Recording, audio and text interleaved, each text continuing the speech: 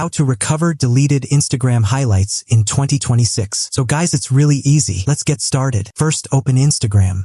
Then go to your profile. Now tap the 3 lines at the top. From here, go to the Account Center option. Inside Account Center, you will see an option called Your Information and Permissions. Tap on it. Now go to the Export Your Information option at the top. Then tap on Create Export. Now you will be asked if you want to export to your device or an internal service, so select the first option. Here you can also customize your export, including notifications that control alerts for messages, likes, comments, and activity updates on your account. You can also customize your information, date range, format, and media quality as you want. After that, tap on Start Export. Now it will ask you to enter your password.